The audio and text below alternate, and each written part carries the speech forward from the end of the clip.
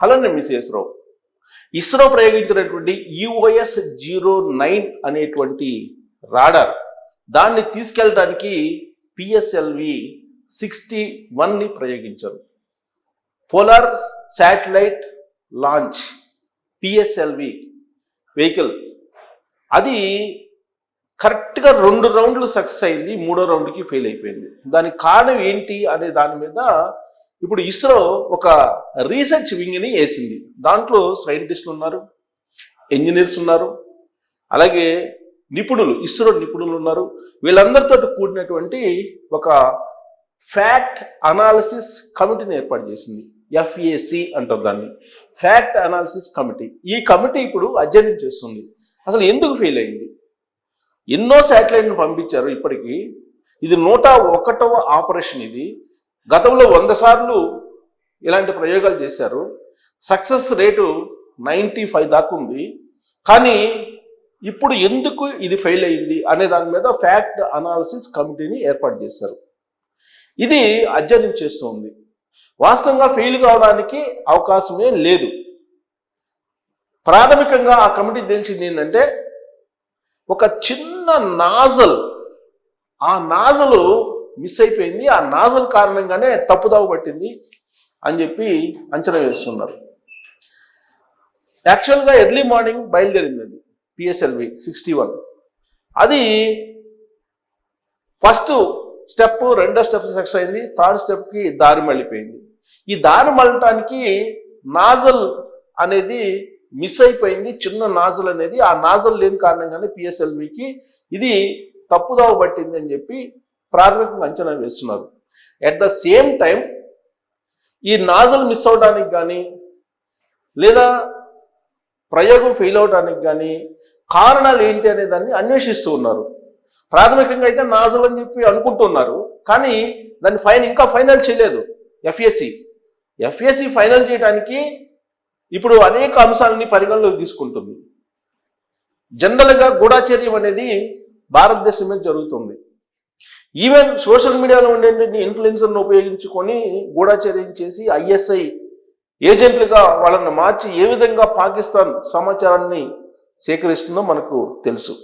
పైగా operation Sindoor success అయిన తర్వాత జరిగినటువంటి ప్రయోగం PSLV-61 UOS-09 అనేటువంటి రాడార్ అది గనక సక్సెస్ అయినట్టయితే గనక 24/7 రాత్రింపగళ్ళు అన్ని వేళలా ఖచ్చితమైనటువంటి హై రెజల్యూషన్తో కూడినటువంటి మ్యాప్స్ని అందించేది భారత ఆర్మీకి.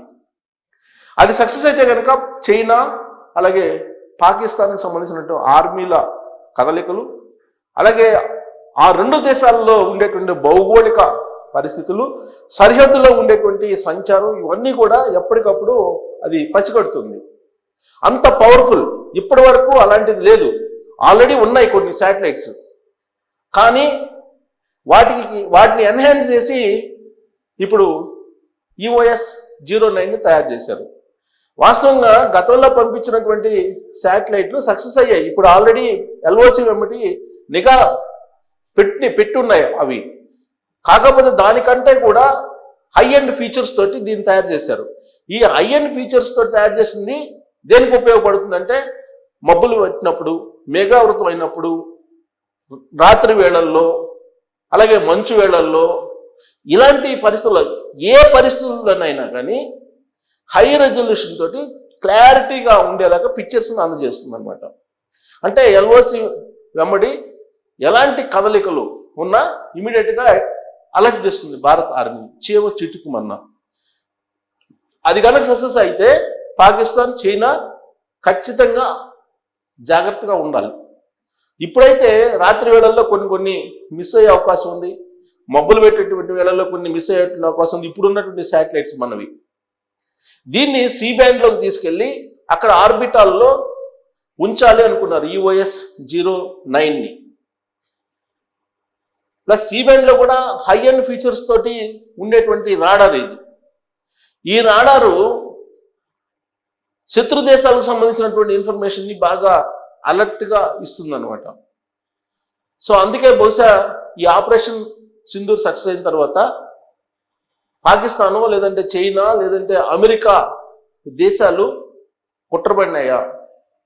ఐఎస్ఐ ఏజెంట్ల మాదిరిగా మీడియాకు సంబంధించినటువంటి లేదంటే సోషల్ మీడియాకు సంబంధించిన ఇన్ఫ్లుయెన్సర్స్ని ప్రయోగించినట్టే ఇస్రోలో కూడా అలాంటి ఇన్ఫార్మర్స్ని పెట్టుకున్నారా శత్రు దేశాలు అనేది కూడా వినిపిస్తుంది. ఎందుకనంటే జ్యోతి మల్హోత్రా యూట్యూబ్ ఇన్ఫ్లుయెన్సర్ పెహల్గాం దాడి జరగడానికి ముందుగా ఆవిడ పెహల్గాం దగ్గరికి ఆ ప్రాంతానికి వెళ్ళి అక్కడ ఉండేటువంటి ఛాయాచిత్రాలను పంపించింది ఐఎస్ఐకి, పాకిస్తాన్కి సంబంధించిన ఐఎస్ఐకి. అలాగే పాకిస్తాన్ హైకమిషన్ ఢిల్లీలో ఉంటే ఆ ఢిల్లీలో ఉన్నటువంటి హైకమిషన్ ఈ పెహల్గాం దాడి జరిగిన తర్వాత కేక్ కట్ చేసుకొని సెలబ్రేట్ చేసుకున్నారు. ఆ సెలబ్రేట్ చేసుకోవడానికి కేక్ని కట్ చేసినటువంటి గడ్డం వ్యక్తి ఒక అతను ఉన్నాడు. మీరు సోషల్ మీడియాలో ఫోటోలు చూడొచ్చు. ఆ గడ్డం వ్యక్తితోటి ఈ జ్యోతి మల్హోత్రా ఉంది. అంటే జ్యోతి మల్హోత్రా ఏ విధంగా ఐఎస్ఐ ఏజెంట్గా పనిచేసిందో మన సాధారణమైనటువంటి యూట్యూబర్గా అందరికీ పరిచయం అయ్యి ఆమెతో పాటు 16 మందిని ఒక టీమ్గా ఏర్పాటు చేసి ఐఎస్ఐ ఏజెంట్లుగా మారి పాకిస్తాన్ ఆర్మీకి సమాచారాన్ని చేరవేస్తున్నారు. అంటే ఈ గూఢాచర్యం, జనరల్గా గూఢాచర్యం అనేది ఒక దేశం ఇంకొక దేశం మీద చేస్తూ ఉంటాయి. భారతదేశం పాకిస్తాన్ మీద చేస్తుంది, పాకిస్తాన్ భారతదేశం మీద చేస్తుంది, అలాగే భారతదేశం చైనా మీద చేస్తుంది, చైనా పాకిస్తాన్ మీద చేస్తుంది. ఇదన్నీ కామన్. ఒక దేశానికి సంబంధించిన ఇన్ఫర్మేషన్ మరొక దేశం తెలుసుకోవడానికి గూఢాచర్యం చేయటం అనేది కామన్. ఇది ఇప్పుడు కాదు, రాజుల కాలం నుంచి ఉంది. మరి ఆ గూఢాచర్యం చేయటంలో ఇప్పుడు యుద్ధం అంటేనే, వార్ అంటేనే సాంకేతికమైనటువంటి పరిజ్ఞానం. ఈ సాంకేతికమైన పరిజ్ఞానం ఎక్కడ బలంగా ఉంటుందో, ఏ దేశానికి బలంగా ఉంటుందో ఆ దేశం పైచేయిగా నిలుస్తూ ఉంటుంది. అందుకే ఇప్పుడు భారతదేశం యొక్క రక్షణ ఉత్పత్తులు చాలా బలమైనవి, చాలా హై ఎండెడ్ ఉన్నటువంటివి. కాబట్టి రాబోయేటువంటి రోజుల్లో మరింత ఎన్హాన్స్ చేసుకుని బెటర్ ఫీచర్స్ తోటి యుద్ధానికి రెడీ అవకాశం ఉంది. కాబట్టి ప్రయోగ దిశలోనే వాటిని ఫెయిల్ చేస్తే ఎలా ఉంటుందనే ఆలోచన బహుశా చేసి చైనా, పాకిస్తాన్, అలాగే అమెరికా ఇవి ఏమన్నా గూఢాచర్యం చేశాయా దీని మీద, ఈ ప్రయోగం మీద, పిఎస్ఎల్వి ప్రయోగం మీద అనేటువంటి అనుమానం కూడా కొంతమంది సైంటిస్టులు ఉంది. అందుకే ఇప్పుడు ఒక కమిటీని వేయాల్సి వచ్చింది, ఫెయిల్యూర్కు సంబంధించినటువంటి కమిటీని. ఆ కమిటీ అన్ని కోణాల నుంచి ఆలోచిస్తూ ఉంది.